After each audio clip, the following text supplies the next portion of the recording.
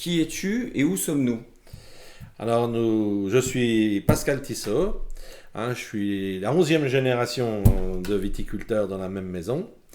Je suis distillateur aussi, je travaille avec mes enfants. Et nous sommes dans le Jura, dans un tout petit village Neuvy-sur-Seille, situé entre deux sites classés, Château-Chalon et Baume-les-Messieurs, au creux d'une des reculées du Jura. Qu'est-ce que tu peux nous dire sur ton parcours déjà? C'est une histoire familiale, c'est ça ton... qu'est-ce que- Pour la distillation, non.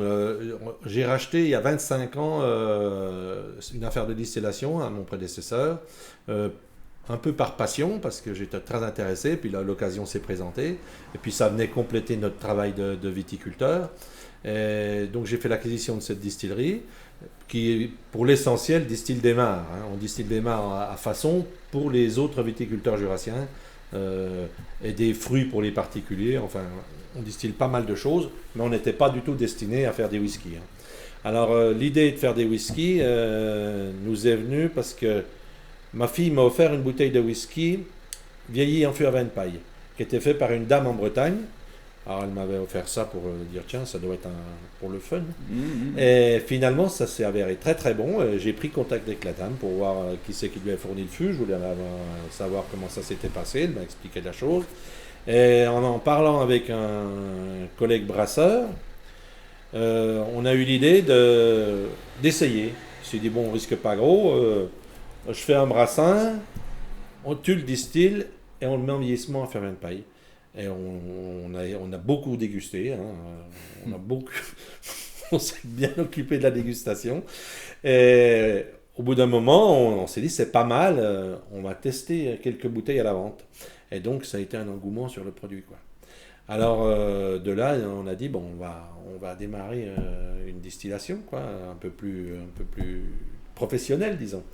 Et depuis ce temps-là, on continue. On a donc donné un peu d'ampleur à la chose et on a aussi diversifié nos fûtailles. Donc on est venu chercher tous les fûts jurassiens qui sont marqueurs. Mes alambics, ce sont des alambics à parfum au départ. D'accord. Ils étaient...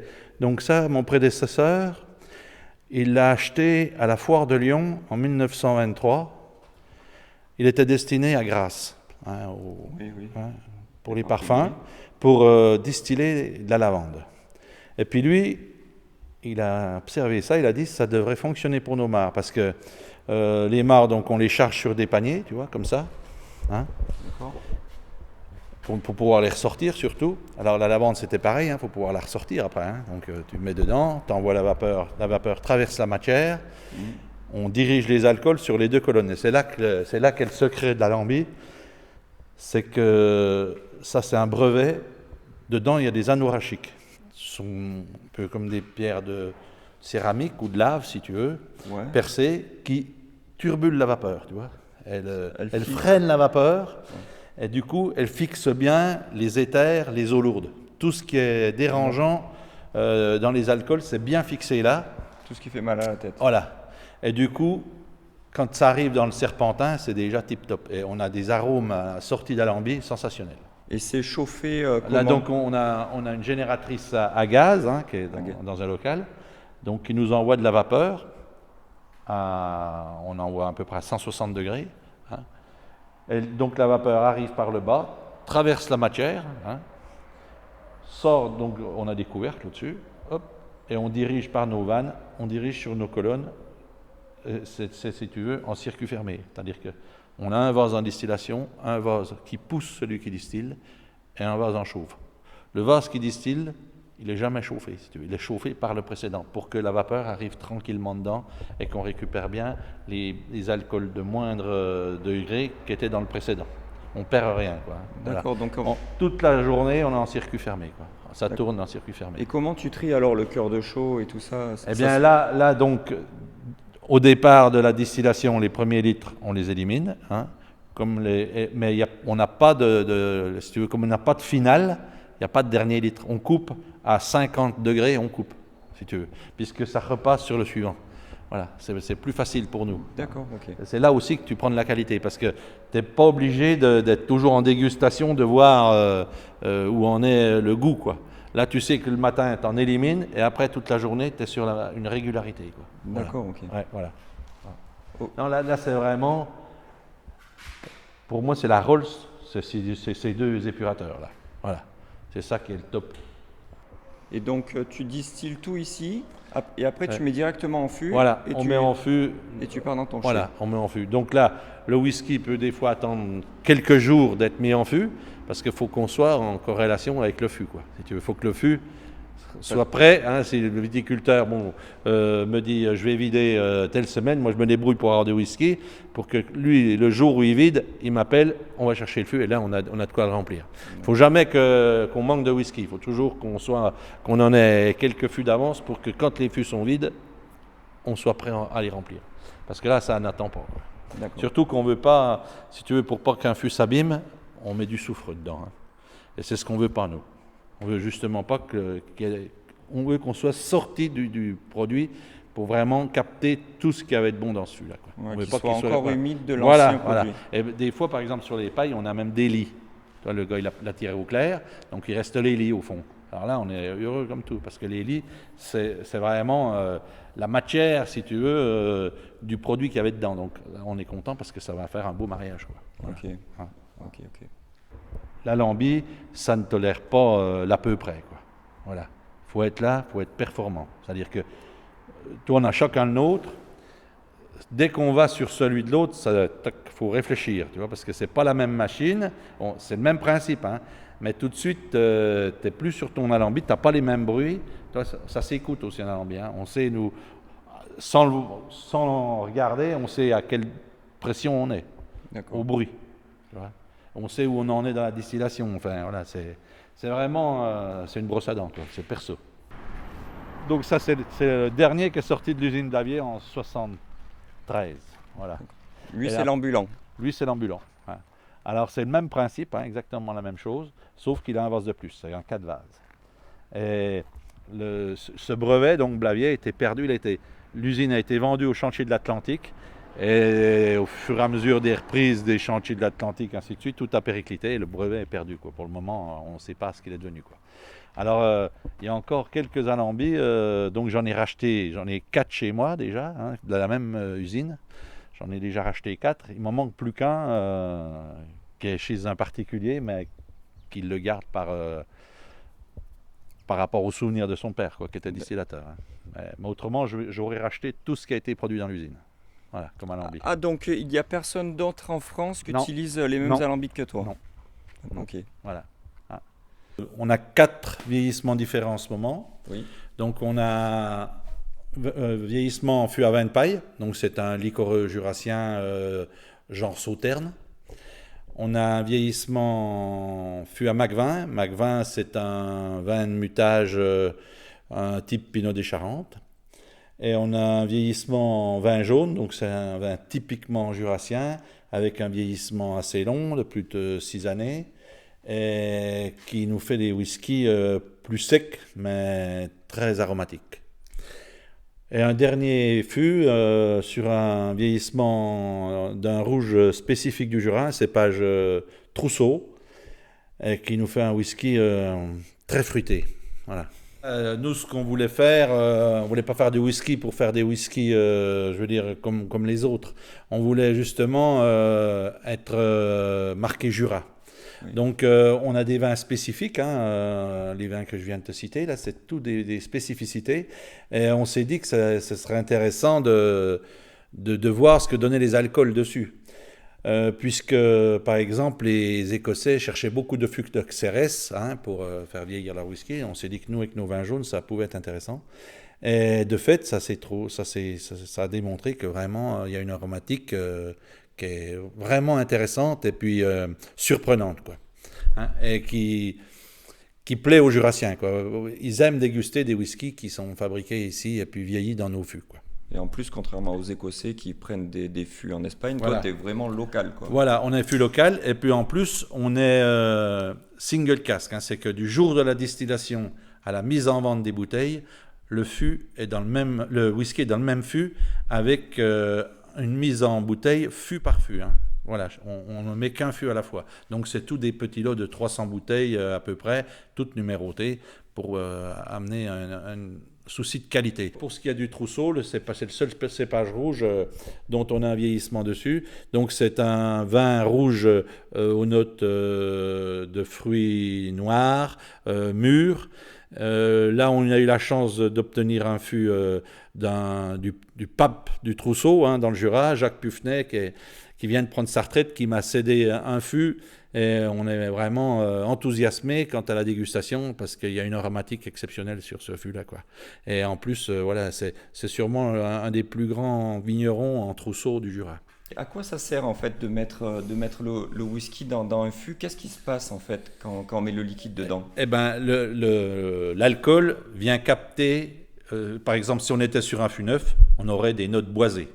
Voilà. Hein, très boisées, comme on a les vins par exemple pour les Bourgognes, hein, on met en fût neuf pour venir chercher ces notes boisées. Donc après là, on l'a par exemple sur le cognac, on a différents types de bois et différents types de chauffe. Hein. La chauffe, c'est le feu qu'on fait à l'intérieur du fût avant de le fermer, qui donne au bois des couleurs, des notes de réglisse ou de caramel. Enfin, la note qu'on veut obtenir, on l'a par la chauffe. Hein, on va plus ou moins brûler à l'intérieur. On brûle. Voilà, on pose donc un seau plein de feu à l'intérieur du fût pendant de quelques secondes à 1 minute et demie ou 2 minutes pour obtenir une aromatique spécifique de bois. Hein, voilà. On sait ce qu'on cherche. Bon, ça, c'est vraiment les régions qui travaillent le bois. Nous, dans le Jura, on ne veut pas de boisé du tout. Nos vins n'ont jamais été boisés. Donc, on prend des fûts usés. Et donc, on ne cherche pas à capter autre chose, hein, du bois. Nous, on veut vraiment être sur le fruit. Et derrière, quand on remet nos whiskies, au lieu de venir capter les arômes de bois, hein, les tanins, ils viennent capter les notes viniques, hein, les notes du vin. Et c'est ça qui est intéressant. Et donc, l'alcool pénètre le bois, se charge de ses aromatiques et le retransmet. Elle retransmet à l'alcool. Voilà. C'est assez simple, l'appellation whisky. Hein. C'est moins compliqué que le vin. Hein. 3 ans en fût. Et après, d'un alcool issu de grains, on devient un whisky ou un bourbon, quoi. Voilà. Alors là, on a donc pour un client un fût de Sauternes. Hein. Donc ça, c'est pour mon fournisseur de bière qui a voulu que je lui fasse ça. Les autres, on est sur des whisky vin de paille. Là, on est sur un whisky vin jaune. Là, sur un whisky Trousseau, vin jaune aussi. Et whisky Macvin en bas. Voilà. D'accord, donc c'est lui le fameux... Trousseau, voilà, ça c'est le fameux Pufnet. Voilà. Vraiment, on a hâte de le voir en bouteille. Mais aux dégustations, on a été ravis, quoi. On a fait des petites dégustations entre nous. Vraiment, on a été ravis. Voilà. Moi j'ai hâte de goûter celui-là. Hein. Ouais, bah. J'achèterai une bouteille sur internet. Ouais, voilà. Dis-moi le nom de tes bouteilles, on voit inscrit dessus... Marie-Louise Tissot. Ouais. Alors Marie-Louise, c'était ma grand-mère. Hein. Ma grand-mère, ça a été quelqu'un de marquant dans les générations qu'on sévit dans cette maison, hein, puisque on est remonté jusqu'en 1650, mais on sait qu'avant déjà il y avait des Tissot dans la maison, puisque on tombe sur des archives qui nous donnent un Tissot le jeune et un Tissot le vieux. On n'a pas pu identifier le vieux, donc on suppose qu'il était là. Mais on est là depuis cette période dans la même maison. Et la voûte de la cave est d'ailleurs marquée de 1553. Le fil, si tu veux, c'est quand même, ça a toujours été la vigne. On a été polyculteur jusqu'à la Seconde Guerre mondiale. Hein. Donc on faisait du lait et de la vigne, tout en étant toujours très axé sur la vigne. Mais c'était le fait de tout le monde ici dans le secteur. Tout le monde avait des vaches et du vin. On s'est spécialisé après la Seconde Guerre mondiale.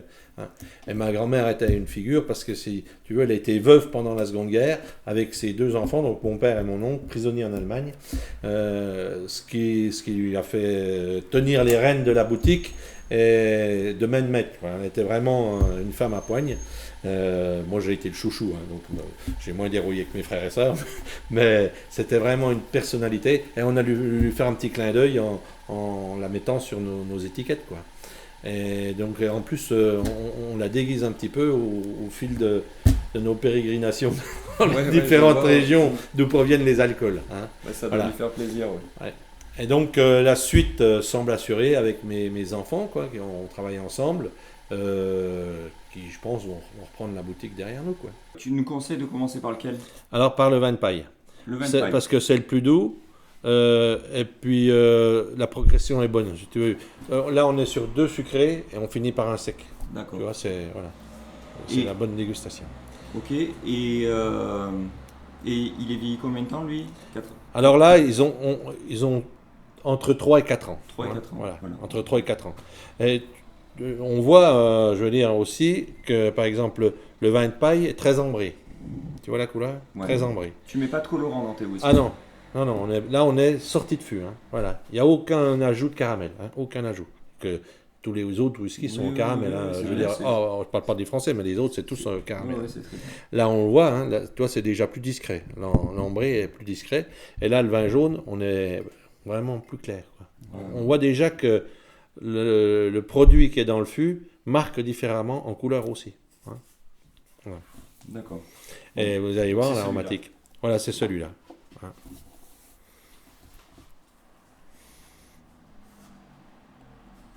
Bon, alors moi, je connais pas le vin de paille. Hein, donc Voilà, je vais ben, découvrir le... je te ferai goûter le vin de paille. Hein, pour que tu puisses voir. On va peut-être faire ça d'ailleurs. On va mettre les produits en face, comme ça vous allez pouvoir avoir une petite référence. C'est vrai que c'est gourmand. Ouais, c'est très bon. Hein. C'est très gourmand. C'est limite une liqueur. Voilà, ça c'est le vin de paille. Ça, c'est le fameux vin de paille. Voilà. Ah, mais le vin de paille, je pensais que c'était du raisin noir. Ah non, il est ambré. Quand on le met en fût, il est clair. Mais il s'ambre avec la durée qu'il passe en fût. 3 ans de fût. Hein. Donc il s'ambre avec. Ah ouais, ça sent. Non, parce que si tu veux, il n'y a pas de macération, donc on n'a pas de couleur au départ.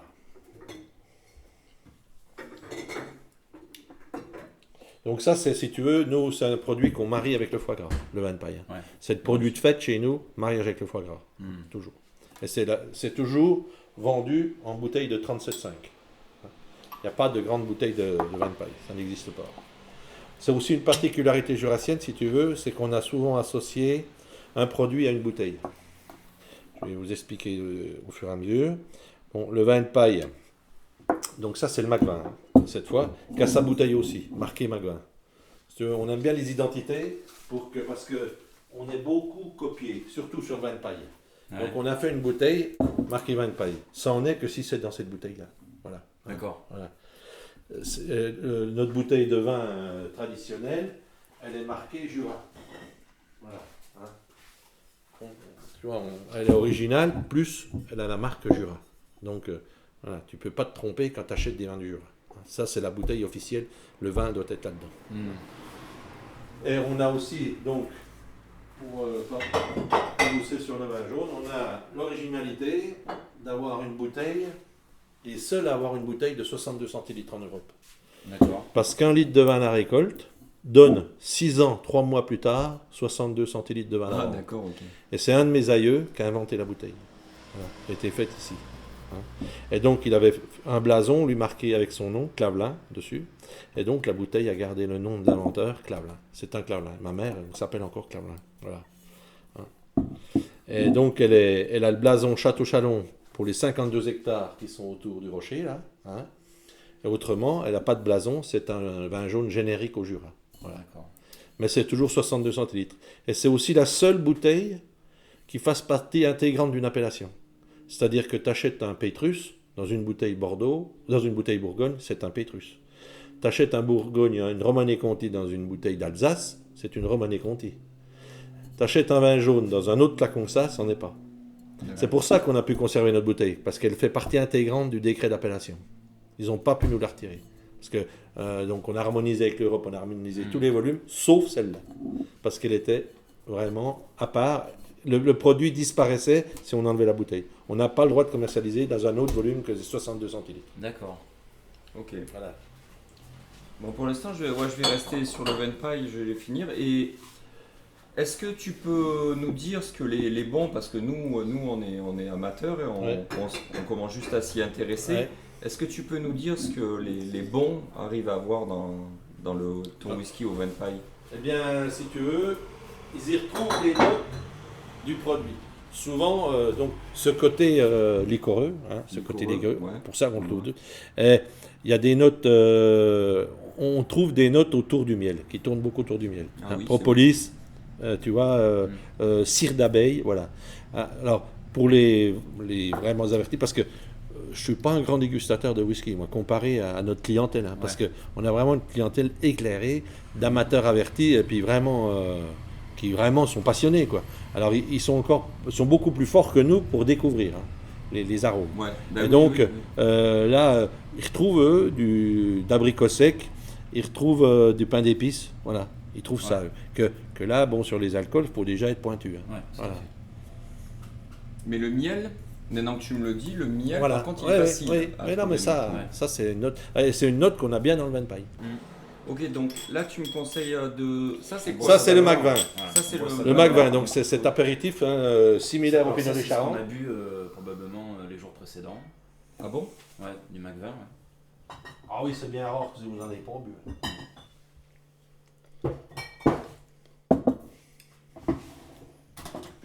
Je suis bien content de ne pas être jurassien parce que je serais alcoolique sinon. Mais on le devient. Ouais. On n'a pas le nez rouge à souffler les braises, nous. C'est bon ça. Hein. C'est bon, hein, ça se boit tout c'est seul. bon. Le Voilà. truc, c'est que ça se boit tout seul. Ouais, alors là, on est sur des vieux Mac 20. hein. Ouais. Parce que si tu veux, il faut que ce soit bien fondu. Il Donc est on a bien des Mac 20 sucré, plus hein. de 5 ans, Ouais. fait avec des mares de plus de 5 ans. Ouais, il est bon. hein. Alors, donc, C'est une médaille d'or aussi, celui-là. Il est bon. donc ça, c'est ton whisky Mac 20. Voilà, C'est le préféré des dames, c'est ça? préféré des dames. Non, whisky Van Paille, préféré Ah, des pardon. dames. Whisky Mac 20, préféré des hommes hors Jura. Hors Jura. Voilà. Ta meilleure vente hors Jura. C'est ça? Oui, c'est ça. Mais en ce moment, par exemple, au Canada, il a commencé à quelques bouteilles de vin jaune et il me dit que le vin jaune a l'air de reprendre sur le Mac 20. Chez les Canadiens. Ouais, il est très bon aussi. Hein. Je le trouve, alors c'est pareil, moi je suis pas un expert, hein. Je le trouve assez proche finalement de l'autre. Puisque j'y trouve aussi des saveurs de miel, Ouais. un peu, on est dans le caramel, dans le dessert Voilà, au caramel, voilà, ce genre ouais. de choses, très gourmand en fait. Voilà. Je trouve ça moins doux quand même. Moins sucré. Voilà, ben parce que tu sais, là on est sur un vin à 15 degrés et là on est déjà sur un alcool à 18. Tu comprends, ces 3 degrés d'écart renforcent l'impression d'alcool que tu peux avoir. D'accord. Alors qu'on est au même degré de dégustation. Mais ça renforce le produit si tu veux. Mais c'est bon, hein. Ça me fait penser au vieillissement finalement. Je veux dire au côté sucré, au côté gourmand qu'on a dans les whiskies qui sont vieillis en fût de Xérès et tout Voilà. ça, qui sont pas tous les whiskies évidemment du monde, mais dans cette gamme là, c'est-à-dire des whiskies qui sont plus des whiskies de dessert, de gourmandise, de sucre en fait. Ce qui sera pas le cas je pense de Ben non, celui-ci. tu vas voir la Il n'a différence. pas une attaque difficile, il se boit vraiment facilement. Oui, oui, oui, oui. D'accord. Donc ça, et Ça, ça, le dernier, voilà. c'est du vin jaune. C'est le vin jaune. Alors c'est le top des vins jaunes, un Château Chalon. Je vous ai mis quelque chose de minéral parce que là on est sur un fût de Château Château Chalon. Chalon. Si je retrouve mes lunettes par là, je sais pas où. Ça, On va le j'adore savoir. j'adore l'odeur. Là, il y a une senteur de noix Ouais. et un peu de verdure aussi, Ouais. d'herbe. Il y a quelque chose de très Ouais, ça, je suis fan. herbeux là-dedans. voilà. Hein. On n'est plus du tout dans la même gamme Non, de non. sucré. Et là tu vois les dessert, les vrais amateurs avertis, ça les interpelle. Ouais. Ouais, toi, ton but, c'est vraiment d'extraire Ouais, produit, voilà, jurassien. voilà. ce que ça obtiendrait avec du vin de paille. Voilà, avec, voilà. Ouais, Voilà. des produits Voilà. locaux, quoi. Voilà. Hmm. À un moment donné, on avait pensé aller, toi, sur la Bourgogne, pour voir. Parce que j'ai un voisin là qui bosse à la Romanée Conti, qui aurait pu m'avoir des fûts. Puis, à la réflexion, je me suis dit, on va se disperser, tu vois. Puis, je veux dire, il n'y a pas de corrélation avec nous, là. Faut garder une identité, quoi. Donc, on a abandonné. On va rester vraiment sur nos produits jurassiens. Moi, je le trouve très bon. Vraiment. Je trouve ça exceptionnel, même, presque. Et ouais. Il n'y a pas du tout la mauvaise impression de goût d'alcool qu'on a parfois sur certains whiskies. Ouais. Tu retrouves C'est- ce c'est- côté noix, quand même, que moi, j'aime beaucoup dans. Tu retrouves dans le whisky. côté noix avec un côté plus gourmand. côté tarte aux noix, un truc un peu comme ça. Et, Peut-être un et peu on sent amande. pas, enfin je veux dire, c'est un 3-4 ans d'âge, ce qui peut paraître jeune Voilà, pour les connaisseurs ouais, qui achètent ouais. souvent du 10-12 Voilà. dans les plus grandes maisons Voilà. écossaises. Et on n'a pas du tout cette sensation de Piquant, whisky de- jeune en fait. Ouais. Parce que un scotch qui a 3 ans d'âge, C'est vert. c'est- il s'évapore tout de suite, enfin on l'a pas en bouche du tout, il peut être il peut donner une pêche au départ et Ouais. puis il s'estompe très vite. Voilà, il n'y a pas de Là, longueur. on est déjà dans quelque chose qui a de la présence quoi. Ouais, puis il traîne en bouche. Il y a de la longueur. Mais comme le produit de base. Produit de base, on est sur la longueur. C'est un des vins qui a le plus de longueur, le vin jaune. Au niveau mondial. C'est vraiment un des vins qui a le plus de longueur. Ah oui. Il a de la longévité et de la longueur. Voilà. Après, ouais.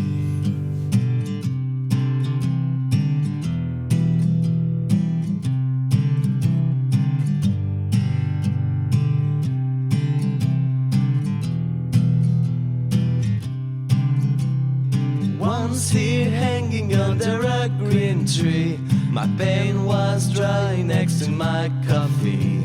The clock is running on the kitchen shelf. My girl is wearing out with myself. The spider wire leaks from the desert sun. The hot breeze is draining every choking lung. In this dry land, Coast Guards don't have no mailbox. Not the kind of place people go for detox, but the day goes on. Ba-da-da-ba-ba-ba. But the day goes on. Ba-da-da-ba-ba-ba. Ba-da-da-ba. The girl on the wall is lying with a pair of shoes. She's been building up the headline news.